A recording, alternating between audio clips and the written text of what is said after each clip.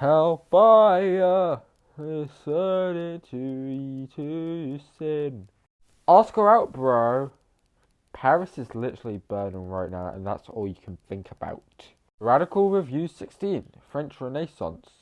Bonjour, je m'appelle Super Seal.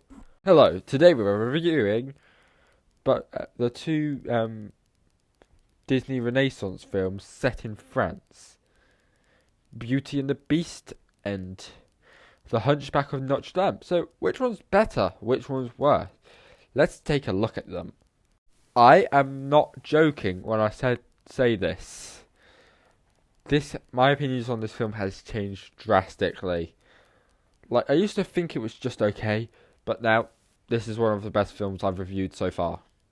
It's up there. I'm just going to get to it. This film deserves a 10 out of 10. So, why don't we get to why this film deserves a 10 out of 10 and why I believe that it's a true classic. For the two magnificent people who's clicked on this review and has no idea what the story is, let's go over it.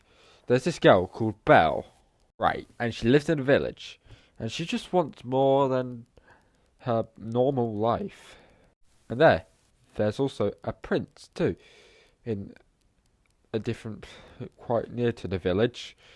He has casted a spell onto him, and to turn him into a beast, and the only thing that can turn him back into a real human is a true love's kiss. So the girl's father goes out and gets lost in the woods and tries to goes into the beast's castle. But the beast tries to keep him prisoner until Belle comes and saves the day, and they switch places. The two don't like each other at first, but then they get to know each other more and start to love each other. And then, I forgot to mention, this girl's love interest, Gaston, wants to marry Belle, but Belle doesn't want to. So he finds out about the beast and goes after him. Luckily, the beast nearly dies and stuff, but they kill Gaston and they live happily ever after. Yeah, the end of that story. So, let's get to why it's good. The beginning is amazing of this film. I loved how the narrator was calm and explained the story of how the beast turned into a beast. It was just calm. And the opening song is also pretty great. I loved how we get to know Belle. It's got a comedic element too, with Gaston. I loved how rude the community is, so you can root for Belle. It was just a warm feeling of the community, really. Gaston is a really funny character and villain. I love the father. I love the feeling of dread. One problem I did find in the film, I guess it could have been more tense with the wolves. Lumiere was funny. I love Cogsworth. They used the fact their ornaments well. The use of shadows are amazing. Belle was amazing. I enjoyed Beast. Seeing those two just is the highlight of the film. I loved how they both developed over the film, and it was just a lovely dynamic. They were adorable. I also loved the ornaments like Cogsworth and Lumiere, Mrs. Potts. They were fun. And the songs are amazing. I loved the opening song. I love Gaston. I love Tales of All the Time. All the songs are perfect this film. The word I describe Beauty and the Beast is magical. It just puts a warm feeling inside me. And yeah, the story is great. The animation is perfect. The songs are great. The characters are great. The action was great too. I love the fight between the ornaments and the town people. So, 10 out of 10. How does Hunchback compare to Beauty and the Beast? It is good, this film. This is great. Not as good as Beauty and the Beast, but I'm going to just say it's a 9.5. The animation is amazing. The music is amazing. Literally, I love all the music in this film, except for one song, but we'll get to that. And from all the reviews you've heard of Hunchback, you probably know what it is. And it's the reason why this film probably isn't a 10 out of 10. I love the use of puppetry. The gospel in this film is amazing. I loved how they used the gospel and like choir voices for the film. It gives a good, unique twist. And this film is dark. Like, Frollo burns the whole of Paris just to find one girl. That is pretty great.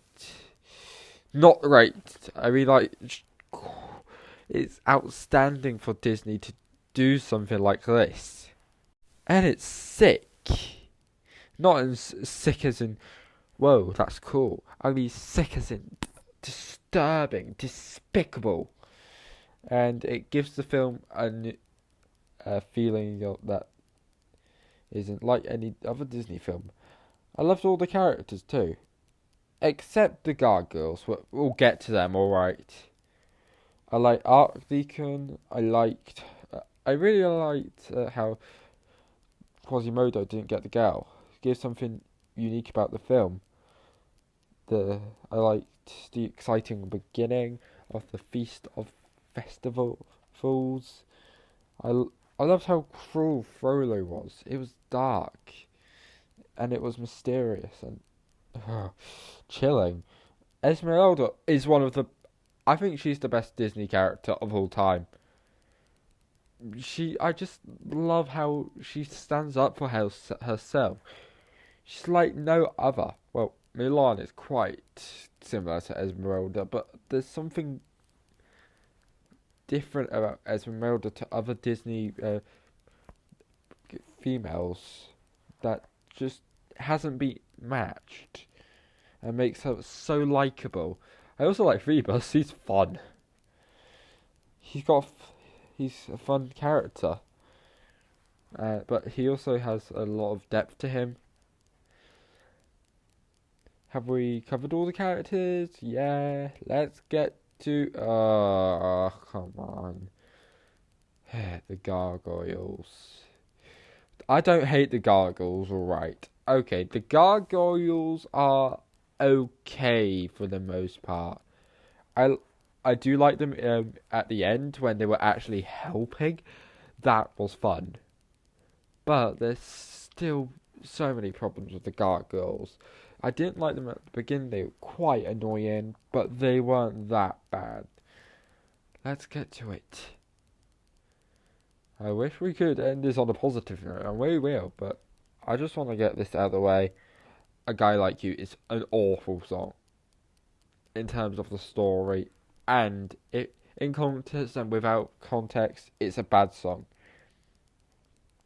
So basically, the whole of Paris is burning to the ground, and this inspired the opening for my video.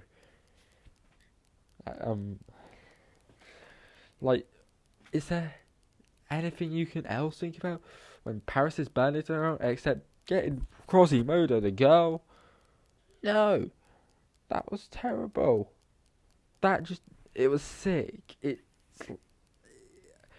This film unsettles me sometimes, but in the best ways. But this unsettles me in the wrong ways. I do not like how sick that was. Like, the whole of Paris was just burning to the ground, and all they could think about were love. Like, and it also just breaks up the tension of the film. If we had like Archdeacon, I think Archdeacon could have replaced the gargoyles. Definitely, he could have said, "Well, do you like her?" And then Quasimodo could have said yes, and then that could have been a better thing for the film. But no, they have to go with the gargoyles. This film isn't meant to be funny. There are funny moments, like I love clapping, I think. And Phoebus had funny moments. The characters did have funny moments, but we don't need a comic relief. It just ruined the whole film, really. From a 10 out of 10 to a 9.5. Like, seriously. This is the second film of all the films I've reviewed that I've given a 0 out of 10 to for some moments, Like You being the first. But there was some 0 out of 10 moments in A Guy Like You. And the song doesn't sound any good either. But Hellfire does. And The Bells of Notre Dame. All the songs are great except the Guy Like You song. So yeah, Beauty and the Beast is a little bit better than The Hunchback. It could have been better if it didn't have A Guy Like You. So, hope you enjoyed the video. Next time we're going to the Disney Plus again, but we're not watching Owl House. We finished it. We're going to its sister show. So, bye.